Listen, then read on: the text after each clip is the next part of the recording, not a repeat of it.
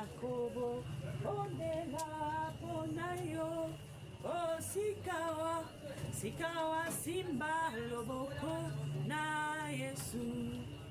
Akope sayo, Esengo, Yaseko, yeah, Ami pesa kiponayo, Bidaye, Katina, Kondima. Na mobembo bangate Yesu azali iboso na yo Yesu yemotikoli bila ye katina kondima osikawa sikawa simbaro moko na Yesu akupe sayo esengo Yaseko, yeah, ami pesa kiponda yo, bilaye katina kondima. Kolo Yesu, tu es celui qui revient, tu es celui qui m'a réveillé, qui m'a donné ce courage de me tenir ici, amen, et de faire ces services. Tu es celui, Seigneur Jésus, qui observe le pas de l'homme ici-bas. Tu es celui qui compte tout ce que l'homme pose comme acte. Tu es celui qui compte tout ce que l'homme déclare dans sa bouche, amen. Tu enregistres cela et tu gardes cela, ô grand Dieu, pour le jugement dernier. Je me tiens ici, Seigneur Jésus, par ta grande miséricorde. Parce que tu m'as appelé à faire ce travail, je ne pouvais pas me tenir en ce lieu sans ton aide. Car il y a ton ennemi le diable qui menace qui que ce soit, qui se tient à faire ton travail, surtout s'il est dans la sincérité. Surtout s'il est fait avec sincérité. Surtout si vraiment tu l'as appelé, le diable ne les laisse pas tranquilles. Alors quand je me tiens ici, Seigneur, c'est parce que je sais que tu as combattu pour moi. Tu as frayé pour moi le chemin afin que je me tienne en ces lieux pour faire ce service. Alors j'appelle à toi, Seigneur, amen. Je sais que tu es le seul qui peut m'aider. Je sais que tu es le seul qui peut intervenir si je me retrouve en danger. Et ceci. Tu es le seul qui m'aime. Tu sais que nous sommes vraiment dans l'âge de la Odyssée et ce n'est même pas au début. Ça a même déjà presque fini, amen.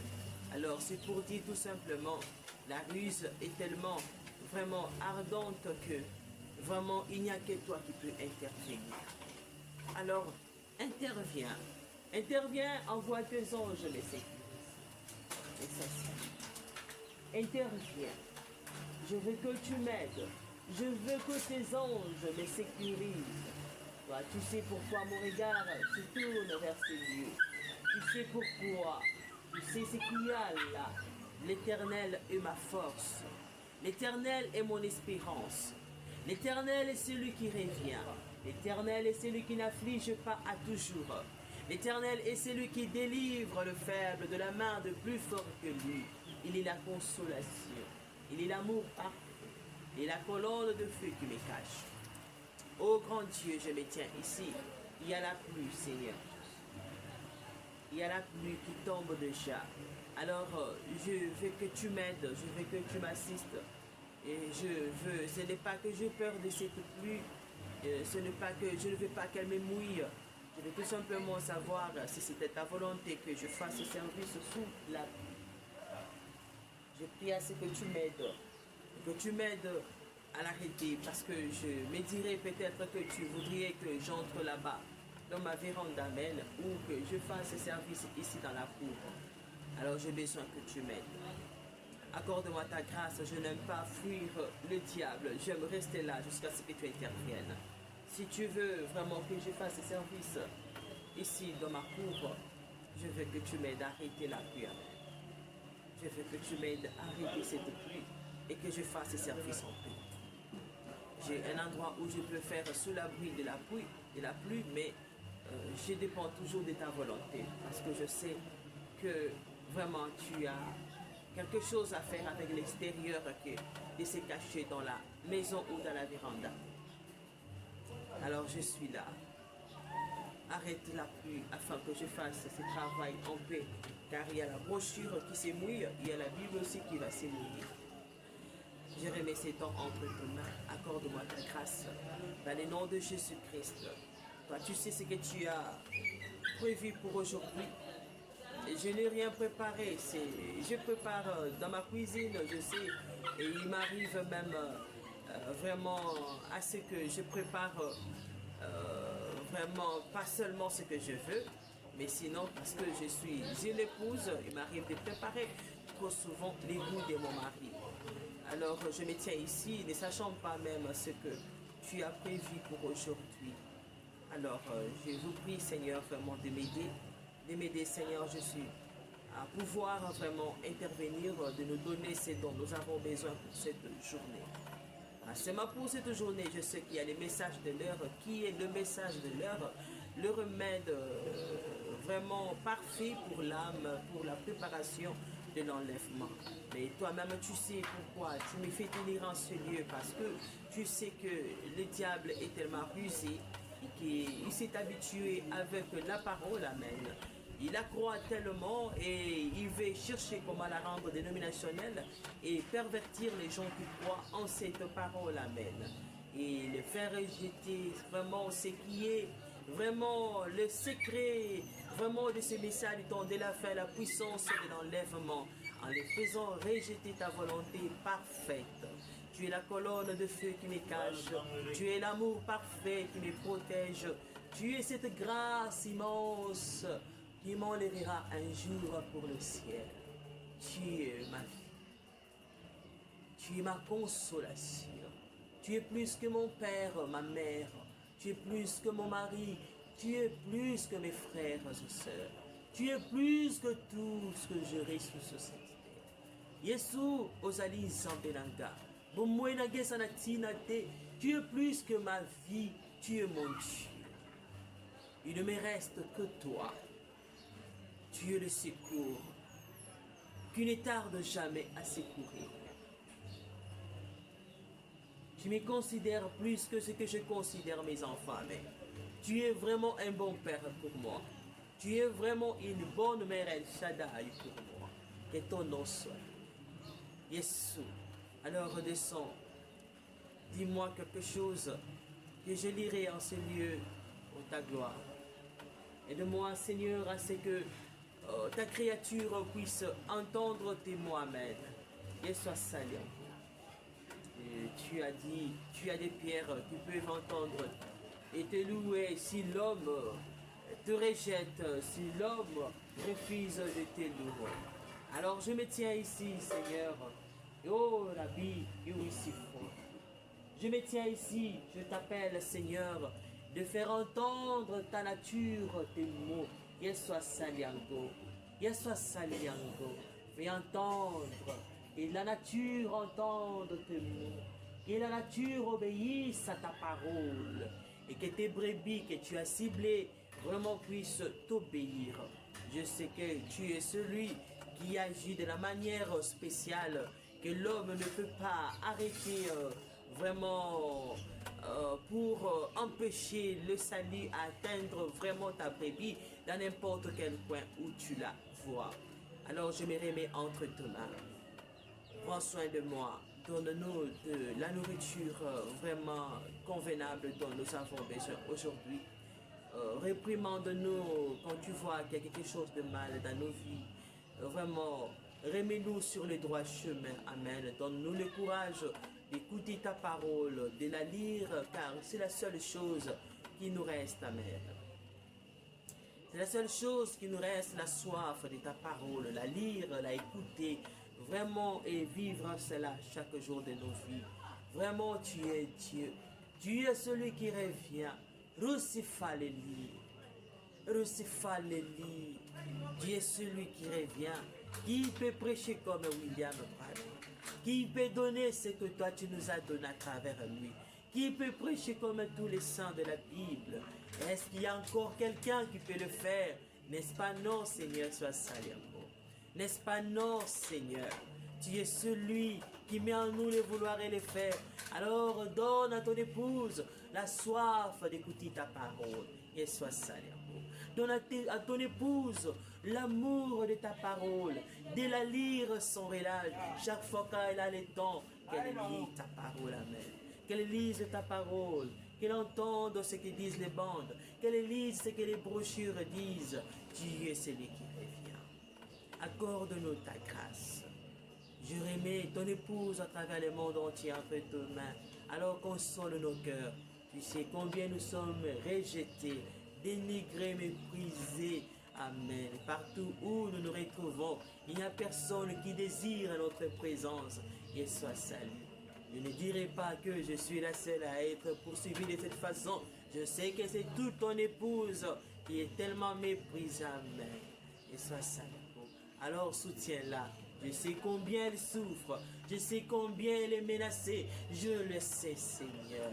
Je peux comprendre sa souffrance. Alors je prie pour elle. Je prie pour elle partout où elle se retrouve. Partout où nous retrouvons, Seigneur. À travers le monde entier. Soutiens-nous, Seigneur, et sois salué. Soutiens-nous. Sois notre Père. Amen.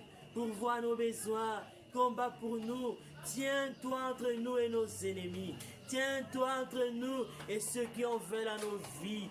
Tiens-toi entre nous et ceux qui en veulent vraiment à nous détruire, à nous priver de ta parole et sois salut, à nous priver de te servir, à nous priver de t'aimer, à nous priver d'éprouver vraiment au monde que nous aimons tout le monde. Amen. Je remets ces moments entre tes mains. Dans le nom de Jésus-Christ, je chasse le diable. Je chasse vraiment sa puissance en ce lieu. Lucifer, Bima, au nom de Jésus-Christ, va au lieu saint. Et sois salut. Esprit à Satan, Bima, au nom de Jésus-Christ, va au lieu saint. Et Jésus, utilise-moi. Je me remets entre tes mains dans le nom de Jésus. Amen. Et le Seigneur Jésus-Christ vous bénisse. Vraiment, je me tiens ici ce matin. Vous savez que nous sommes aujourd'hui vraiment dimanche 21 septembre 2025. Alors, je me tiens ici pour apporter la parole de Dieu. Je dirais tout simplement, cette parole n'est pas nouvelle. Ce n'est pas une parole comme les prédicateurs les font. Ce n'est pas une parole comme, vraiment, je dirais comme les prédicateurs les font. Mais sinon, c'est une parole que j'apporte comme motivation, comme réveil, comme vraiment réconfort, comme, je dirais encore quoi, comme consolation.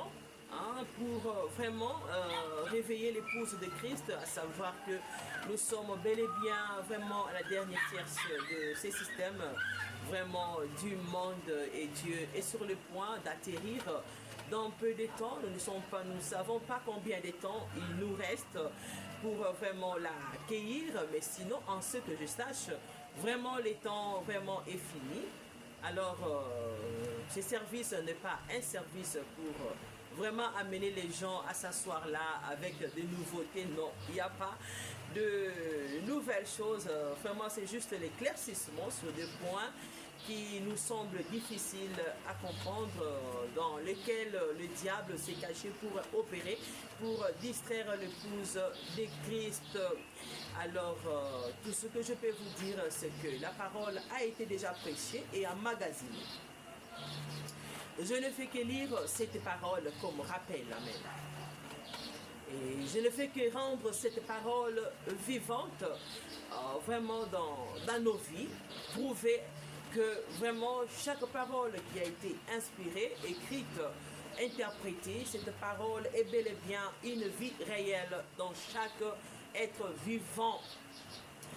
Et je vous ai fait savoir la fois passée, lorsque vous vous comportez, vraiment demandez tout simplement à Dieu qui êtes-vous dans la Bible et Dieu vous prouvera vraiment quel est le personnage qui vous ressemble, à qui vous ressemblez dans la Bible. Alors, dans le message de William Branham, je vous dirai que Dieu vous le confirmera aussi, vraiment si vous voulez lui demander. Il vous amènera avec ce qu'il vous dira dans la Bible pour vous prouver réellement que vous ressemblez vraiment à ce personnage dans n'importe quelle brochure que vous prendrez pour lire. Vous avez tout simplement à m'écouter et à savoir comment les savoir. Peut-être que ça ne serait pas aujourd'hui que je pourrais expliquer vraiment comment les faire, mais sinon tout ce que je vais vous dire à cette minute, c'est que interrogez tout simplement Dieu. Dieu vous prouvera à 100% que vraiment la parole emmagasinée reflète vraiment chaque personne qui vit sur cette terre. Si tu es une bonne personne, il y a quelqu'un vraiment qui a eu cet esprit qui habite en toi avant toi-même. Et si tu es une mauvaise personne, sache qu'il y a quelqu'un qui a eu cet esprit qui t'habite avant toi. Alors tu dois chercher à savoir comment craindre Dieu, comment vraiment les supplier à te sauver. Voilà, il y a la pluie qui tombe là. Je ne peux pas fuir cette pluie.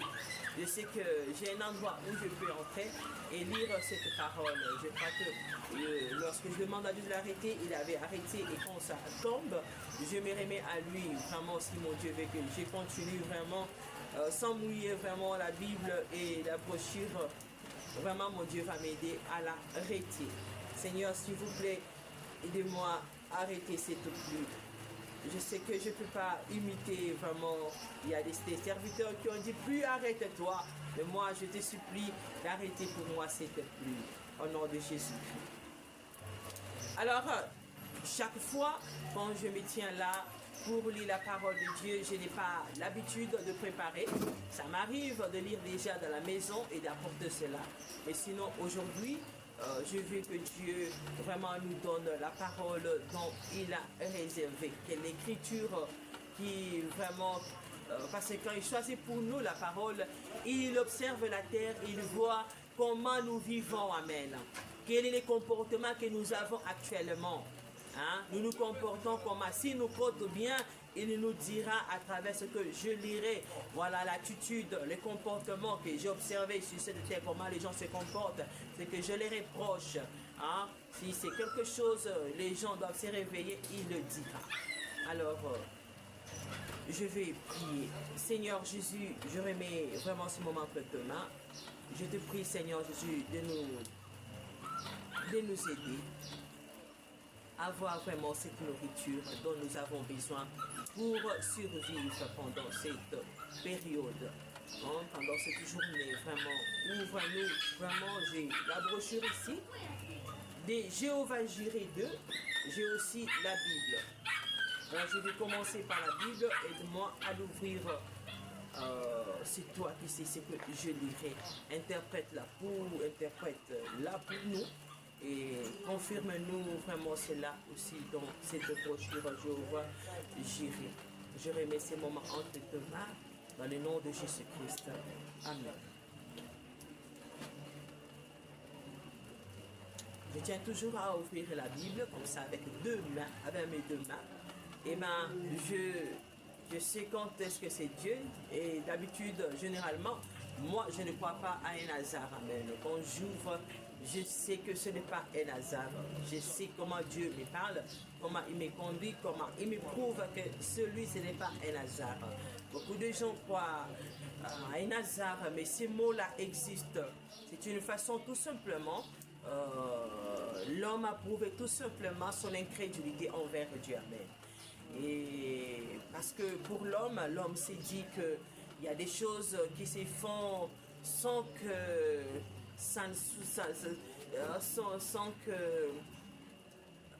Dieu n'ait connu cela d'avance. Amen. Et pourtant, tout ce qui s'est passé ici-bas, Dieu a programmé cela, Dieu a réalisé cela même. Et pour nous, c'est nous qui croyons que c'est un hasard. Alors, parce que moi, je crois que tout a été programmé par Dieu, réalisé par Dieu. C'est pourquoi moi, je n'aime pas trop employer ces mots hasard. Mais pour ceux qui ne croient pas que Dieu ne connaît pas tout, alors ils utilisent ces mots hasard. Ça les surprend de voir que oh, je l'ai rencontré par hasard. Non, moi, je dirais, je l'ai rencontré dans la volonté de Dieu. Dieu savait que je rencontrerais cette personne-là même. Oh, je fais ce travail au hasard. Non, je dirais que Dieu savait que je me tiendrai en ce lieu ce matin pour faire ce travail. Alors, vraiment, je sais que c'est un mot qui existe. Vraiment, pour ceux qui l'utilisent, veuillez me comprendre, comprenez vraiment les contextes, pour comprendre vraiment ma pensée par rapport à ces mots. Vraiment, c'est pour dire tout simplement, quand vous rencontrez quelqu'un, quand vous faites quelque chose, Dieu savait que vous le ferez à ce moment-là, à cette minute-là. Amen. Ça a été programmé, réalisé. Un hasard, je ne sais pas comment vraiment placer ces mots hasard dans la vie de chaque jour, je ne sais pas. Je ne sais pas.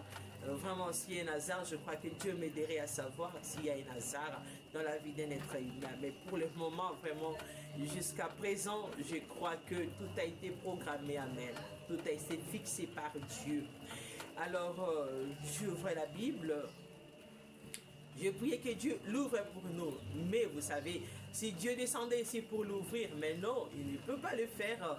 Il va l'écrire tout simplement avec sa main, comme il avait fait avec Moïse, où il va déclarer, vous savez ce qui va arriver, nous allons tous fuir, ça serait des tonnerres. Alors quand je dis Dieu ouvre pour nous, il sait lui-même, là où mes mains s'éteindront et ouvriront, et ça serait rien que lui qui le fera, amen. Car il est vraiment celui qui met en nous le vouloir et le faire. Alors j'ouvre cette Bible au nom de Jésus-Christ. Alors je suis là dans 2 Samuel chapitre 12. Je lis cela au nom de Jésus-Christ. Il y a vraiment sur cette page, c'est la page de la Bible. C'est quelle Bible? La Bible, oh mon Dieu. C'est la Bible, version Louis Ségon 1910. Voilà, c'est la page 366 et 336 et 337. Il y a là les débuts de ce chapitre. Il y a la fin du chapitre 11. Il y a les débuts du chapitre 12. Alors je prends bien le chapitre 12 des 2 Samuel. 2 Samuel chapitre 12. L'Éternel envoya Nathan vers David. Et Nathan vint à lui et lui dit, il y avait dans une ville 2 hommes, l'un riche et l'un pauvre, et l'autre pauvre.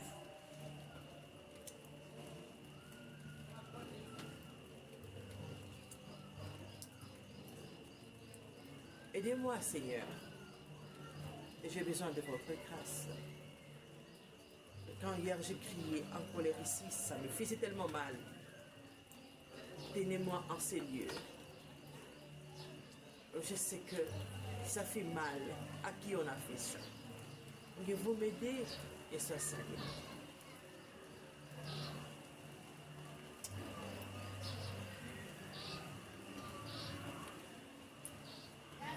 Aide-moi à lire ta parole. Je me remets à toi, au nom de Jésus. Le riche avait des brebis et de bœufs en très grand nombre. 3.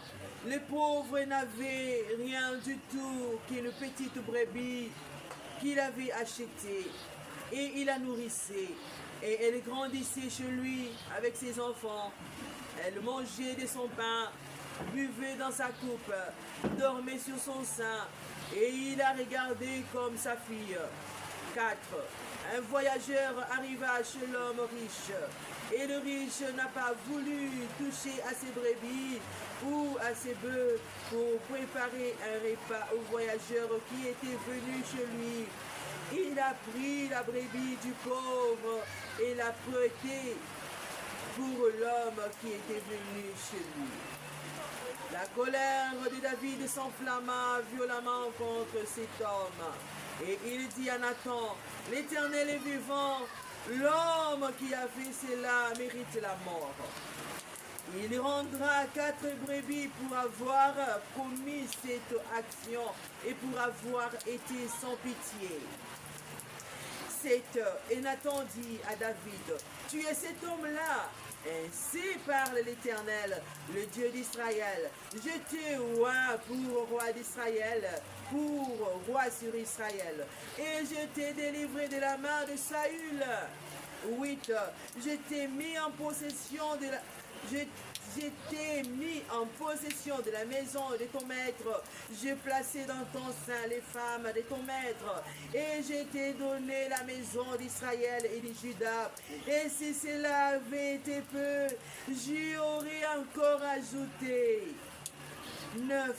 Pourquoi donc as-tu méprisé la parole de l'Éternel en faisant ce qui est mal à ses yeux? Tu as frappé de l'épée Uri, le tien, tu as pris sa femme pour en faire ta femme, et lui, tu l'as tué par l'épée de fils d'Amon.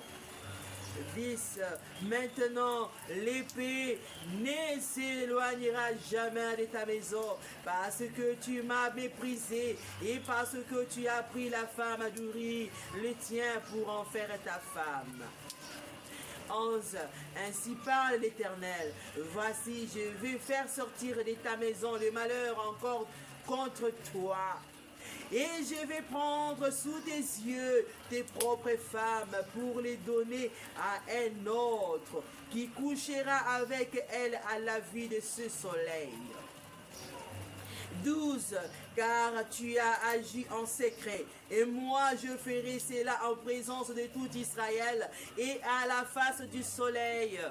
13. David dit à Nathan, j'ai péché contre l'Éternel. Et Nathan dit à David, l'Éternel pardonne ton péché, tu ne mourras point. 14. Mais parce que tu as fait blasphémer les ennemis de l'Éternel, en commettant cette action, les fils qui t'est né mourra. 15. Et Nathan s'en alla dans sa maison. L'Éternel frappa l'enfant que la femme d'Uri avait enfanté à David, et il fut dangereusement malade. 16. David pria Dieu pour l'enfant et jeûna, et quand il rentra, il y passa la nuit couché par terre. 17. Les anciens de sa maison insistèrent auprès de lui pour le faire lever des terres. Mais il ne voulut point, et il ne mangea rien avec eux. 18. Le 7e jour, l'enfant mourut. Les serviteurs de David craignaient de lui annoncer que l'enfant était mort, car il disait, voici, lorsque l'enfant vivait encore, nous lui avons parlé, et il ne nous a pas écoutés. Comment oserons-nous lui dire, l'enfant est mort? Il s'affligira bien davantage. 19. David aperçut que ses serviteurs parlaient tout bas entre eux, et il prit que l'enfant était mort. Il comprit que l'enfant était mort. Il dit à ses serviteurs, l'enfant est-il mort? Et ils répondirent, il est mort. 20.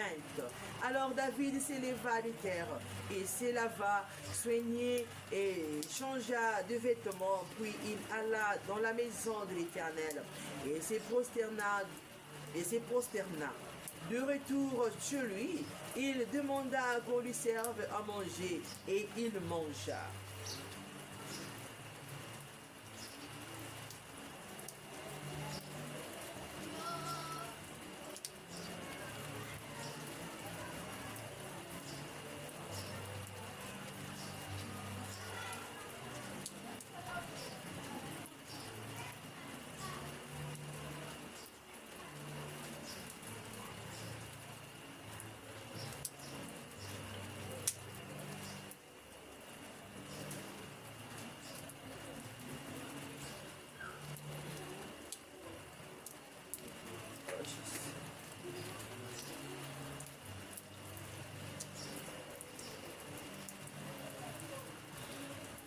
Alors, 21, ce serviteur lui dirent, que signifie ce que tu fais?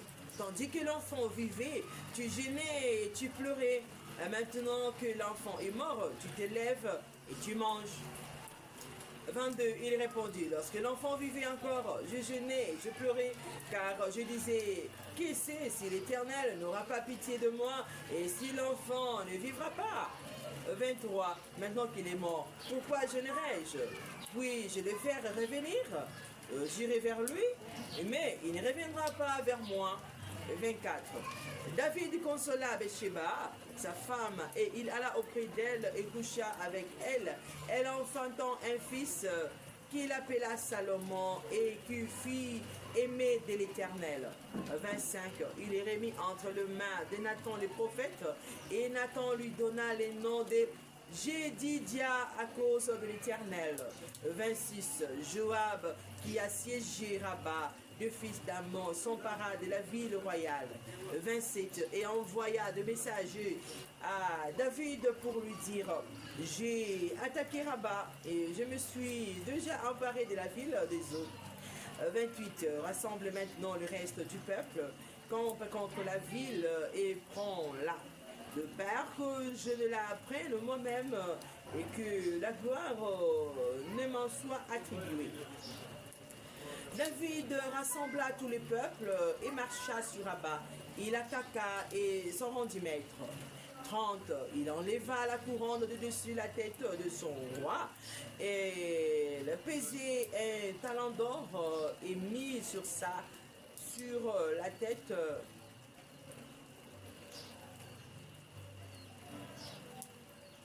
et oh là là, c'est là. Elle pesait un talent d'or et était garnie de pierres précieuses. On l'a mis sur la tête de David qui emporta de la ville un très grand butin. 31. Il fit sortir les habitants et il les plaça sous ceci, des herses de fer et des haches de fer, et il les fit passer par des fours à briques. Il traita de même toutes les villes de fils d'Amon. David retourna à Jérusalem avec tout le peuple. Que Dieu bénisse sa parole. Alors, je prends vraiment la brochure Jéhovah Jireh. C'est une brochure, c'est la parole de Dieu prêchée par William Branham, les prophètes de la Odyssée. Vraiment, vous allez me dire maintenant à quoi nous sert la Bible. La Bible est en parabole. Il y a des parties qui ont été scellées. Et ben, Dieu avait promis d'interpréter ces paraboles. Ces paraboles, vraiment les contextes les plus durs de la Bible, la parole scellée. Dieu avait promis vraiment d'interpréter cela au temps de la fin. Alors, parmi tous les prédicateurs qui se sont levés pendant le temps de la fin, il y a eu un prédicateur qui a osé interpréter ce qui était difficile d'une façon spéciale et les miracles accompagnaient chaque fois quand il faisait son service. Et c'était vraiment une preuve évidente que c'était vraiment réellement lui qu'on attendait pour interpréter ces mystères cachés dans la Bible. C'est la raison pour laquelle nous utilisons ces prédications, parce que la promesse a été accomplie parmi nous. Nous ne pouvons pas exclure cet homme, sinon là, nous attendrons encore quelqu'un d'autre et vraiment nous serons dans l'erreur. Amen. Nous serons dans l'erreur parce que Dieu avait promis vraiment à Daniel, à Jean, il les avait ordonné de sceller vraiment ce qu'ils avaient vu jusqu'au temps de la fin. Et si les prédicateurs ici, on vous a fait accepter, on vous a fait croire que nous sommes au temps de la fin, c'est pour dire tout simplement que cet homme-là doit exister, ou il a déjà existé. Si on vous dit qu'il n'est pas encore venu, alors qu'on arrête tout simplement de prêcher le temps de la fin. On arrête tout simplement de vous dire que Jésus-Christ revient bientôt, parce que avant que Jésus-Christ ne revienne, cet homme doit prêcher. Amen. Cet homme doit révéler les mystères cachés de la Bible. Hein? Parce que c'est ces mystères cachés qui doivent vraiment nous donner la foi de l'enlèvement que nous attendons pour accueillir Jésus-Christ dans sa seconde venue. Alors, veuillez toutefois me comprendre, c'est pour vous dire tout simplement. Ce n'est pas parce que vous avez uniquement la Bible que Dieu ne vous considère pas. Vous allez vraiment m'écouter attentivement. Il y a une différence entre une épouse et une église. Je vais vous prendre l'exemple des rois. Les rois, chaque roi a une reine et plusieurs concubines. Chaque roi a une reine et plusieurs maîtresses. Vous allez me dire, vous encouragez ça. Non, c'est juste l'explication facile pour vous faire comprendre c'est quoi une épouse et c'est quoi une église. L'église généralement est rebelle, l'église n'écoute pas. C'est une, je dirais que c'est un lieu, c'est un rassemblement de vie, de personnes de plusieurs modes de vie, amen. Et quand Dieu y envoie son serviteur, la plupart des gens n'écoutent pas. Et c'est là où Dieu choisit une épouse, amen. Il a choisi et il la sort du milieu d'eux pour la préparer rien que pour lui. Elle ne peut plus rester là dans l'église. Pourquoi? Parce que le diable va la détruire, amen.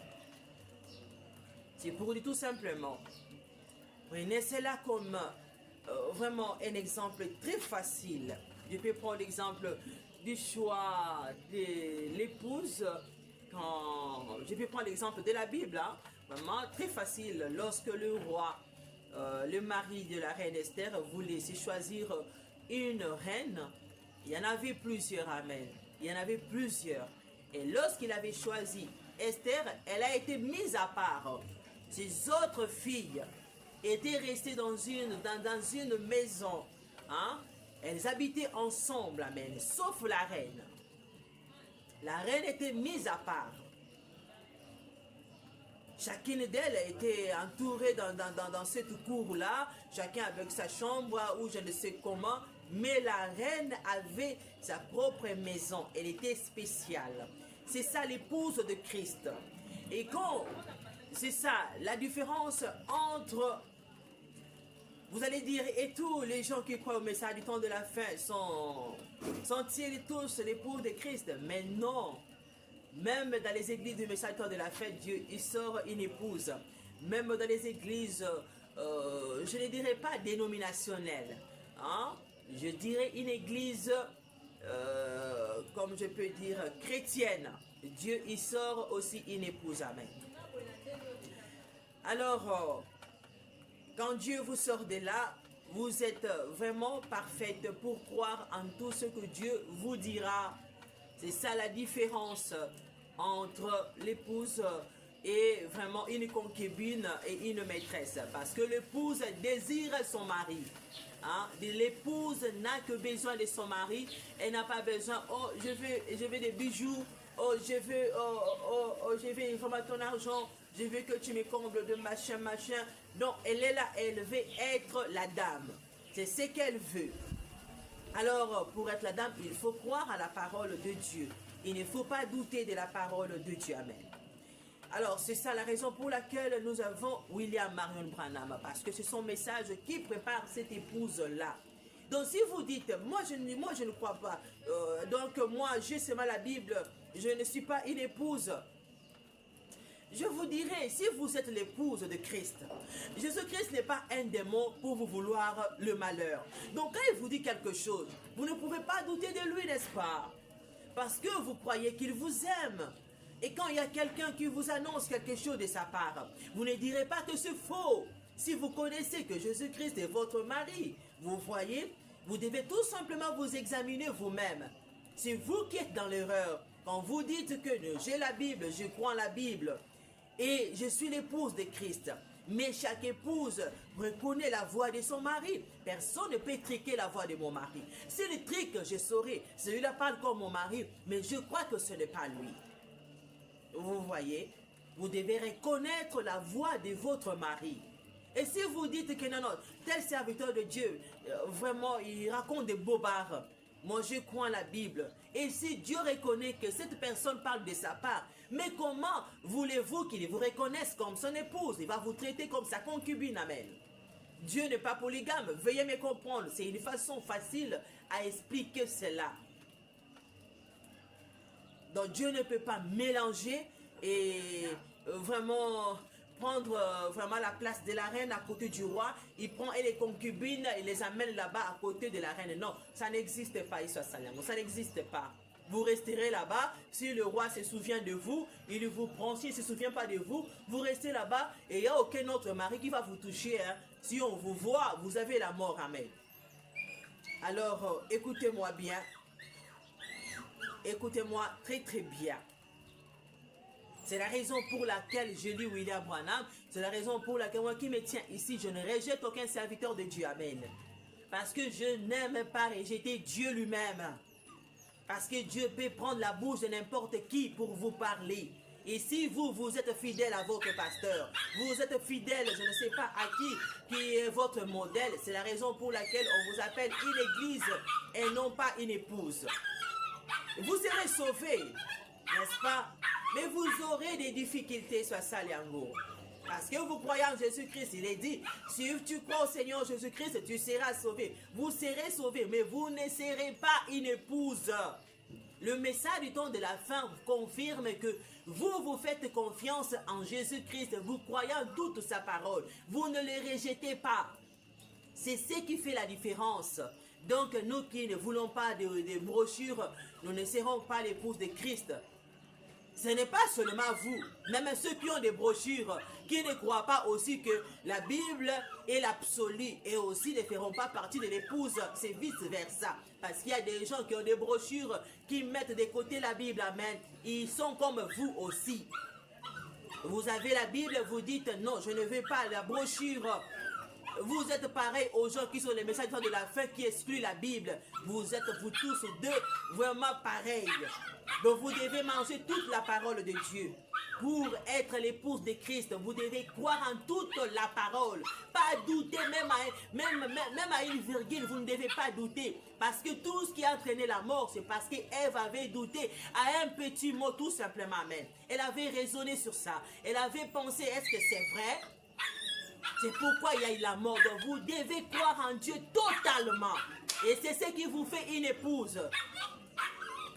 Vous ne devez pas faire passer Dieu pour Satan qui vous fait du mal. Quand il vous envoie un envoyé, vous commencez à réfléchir sur ça. Quand vous lisez la parole qui est inspirée par Dieu, vous commencez à réfléchir sur ça. Faire passer Dieu pour Satan. Non, vous n'êtes pas son épouse dans ces cas. Si vous êtes l'épouse de Christ, vous lisez la Bible, vous êtes automatiquement obligé à croire à tout serviteur de Dieu qui a parlé sincèrement, véritablement de la part de Dieu. Seigneur Jésus, ouvre pour nous cette brochure. Jéhovah Jireh. Je l'ouvre au nom de Jésus-Christ. Je suis là sur la page 18 et 19 de Jéhovah Jireh. Je lis au nom de Jésus-Christ le paragraphe qui commence, c'est 128. Cet évêque aveuglé, il ne voyait pas cela. Et pourtant, fondamentalement, il avait raison autant que Moïse. Cet autel, cet sacrifice, il a même offert un bélier, ce qui annonçait la venue de Christ. 129. Mais Dieu n'a besoin de personne pour lui servir d'interprète. Il est son propre interprète. Il fait la promesse, ensuite il accomplit. Et c'est ça qui en est l'interprète. Personne n'a à l'interpréter. Dieu ne le demande à personne. La Bible ne peut pas être un objet d'interprétation particulière. Tout le monde cherche à dire qu'elle veut dire ceci, cela. Laissez Dieu parler pour lui-même. C'est lui qui se charge de l'accomplissement. Il a fait la promesse, il la tient, il est fait pour les croyants. 130. Mais les incroyants ne reçoivent rien. Ça ne s'adresse pas à eux. Ils sont morts dès le départ. Ils n'ont même jamais été représentés. Il n'y a rien en eux. Ce sont des carcasses mortes. Ce n'est pas ce que vous voulez être. Soyez remplis de l'esprit. 131, remarquez, il a séparé Ève et Adam. Et elle est tombée. Adam l'a suivi. Or, Adam n'a pas été séduit. Ève, elle a été séduite. Mais Adam, le premier Adam, lui aussi était le fils de Dieu. Il a dévié par amour pour Ève, pour essayer de la ramener parce qu'il aimait. 132, Christ a fait la même chose pour la racheter, la ramener à quoi? À la parole. Qu'est-ce qui a causé la chute? La parole. De n'avoir pas cru la parole, toute la parole. Je me limite là. Vous devez croire en toute la parole. C'est ça. Il n'y a rien d'autre. Même si je lisais partout ici 19, tout ça, je me limite à 18. C'est ça, c'est dont nous avons besoin. Croire en toute la parole. Amen. Vous allez me dire à quoi ça correspond avec 2 Samuel 12. Oh, ça correspond parfaitement à 2 Samuel 12. Amen.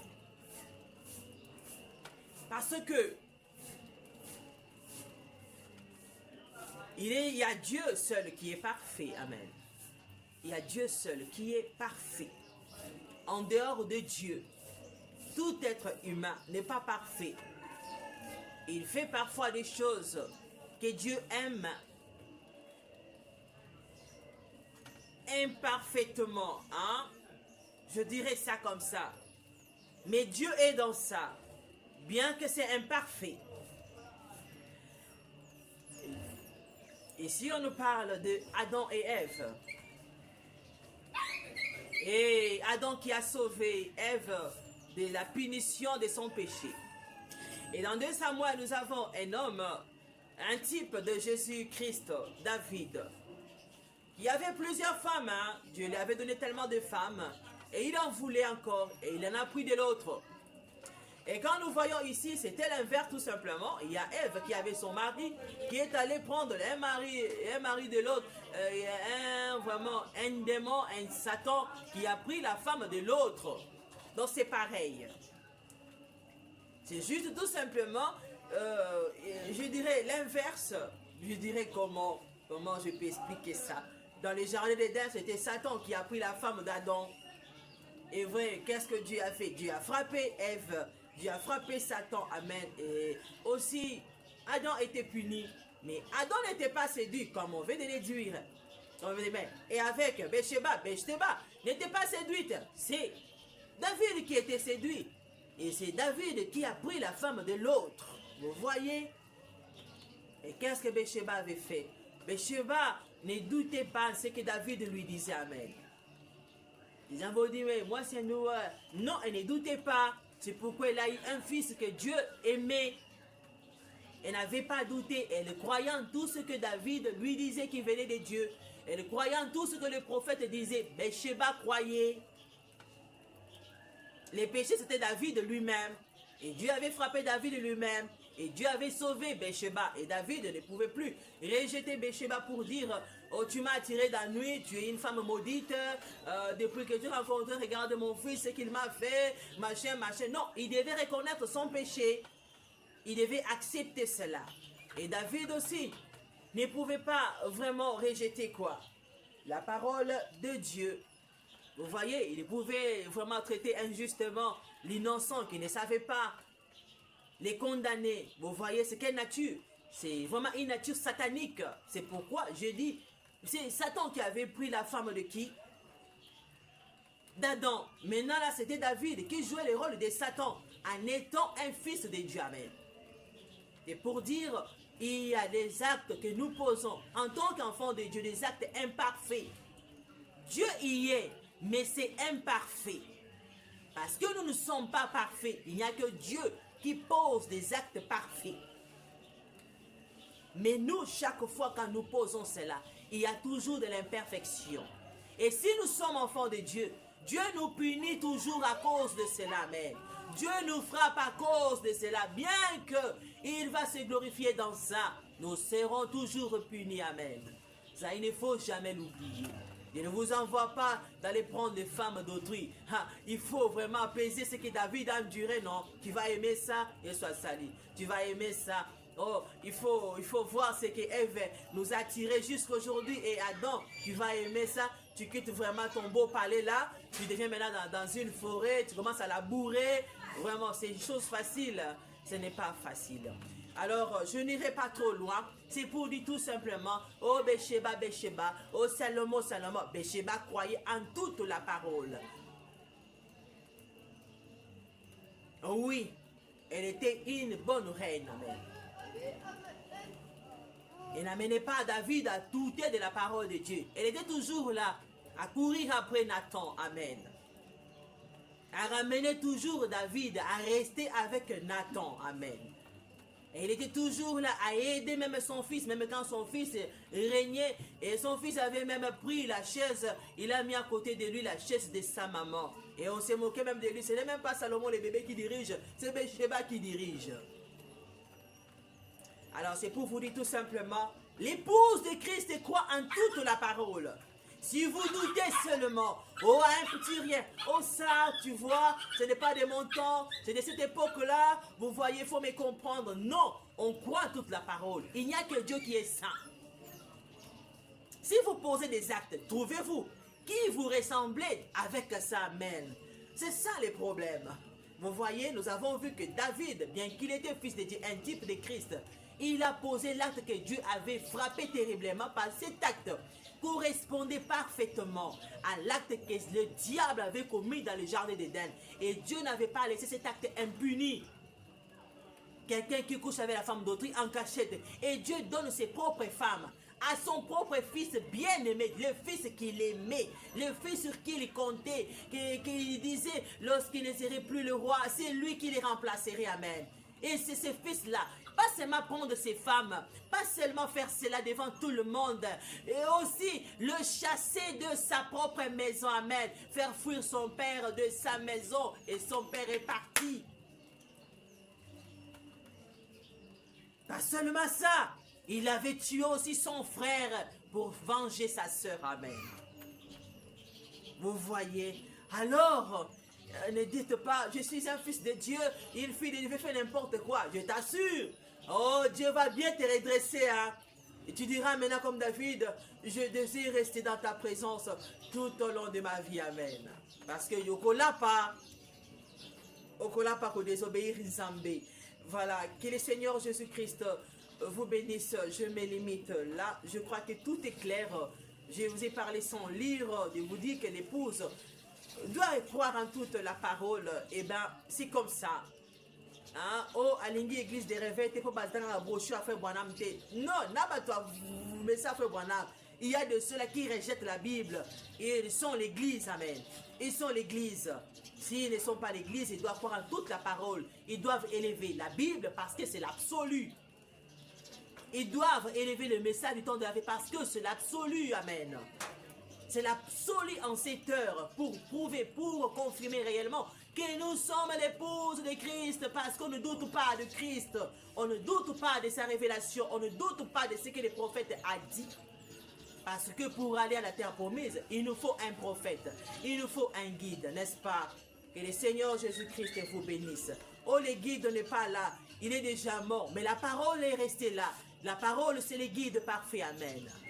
Et le Seigneur Jésus-Christ vous bénisse. Seigneur Jésus, je remets tous ceux qui m'ont entendu, qui m'ont écouté. Alors, je prie à ce que, Seigneur, tu touches vraiment le cœur de tes enfants, de ta chère épouse, qu'elle croie à toute ta parole. Amène-la à écouter vraiment les prédications de William Branham, de lire la Bible, de lire les brochures. Amen. Vraiment de faire tout de son mieux pour écouter la parole et être là vraiment à être vraiment l'interprète parfait pour la lui faire comprendre. Amen. Tu es l'amour divin. Tu es la colonne de feu qui me cache. Tu es celui qui m'a sauvé. Tu es celui qui a eu pitié de mes enfants. Tu es celui qui ne m'a pas abandonné malgré tout ce que j'ai enduré. Tu es celui qui a eu pitié de mon âme. Tu es celui qui se tient entre moi et le diable. Tu es celui qui a eu pitié de mes enfants, que le diable menaçait avec la mondanité, avec tout ce qu'il avait prévu pour le faire, afin de te défier, mon Dieu. Tu es l'amour parfait, qui vit comme toi délivrer les malheureux du plus fort que lui. Tu es la colonne de feu. Tu es l'amour de ma vie. Tu es la force parfaite. Tu es ma force. Je me règne en toi. Je t'aime, Jésus.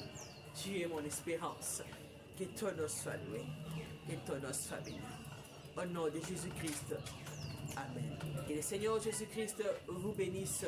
Et bon dimanche.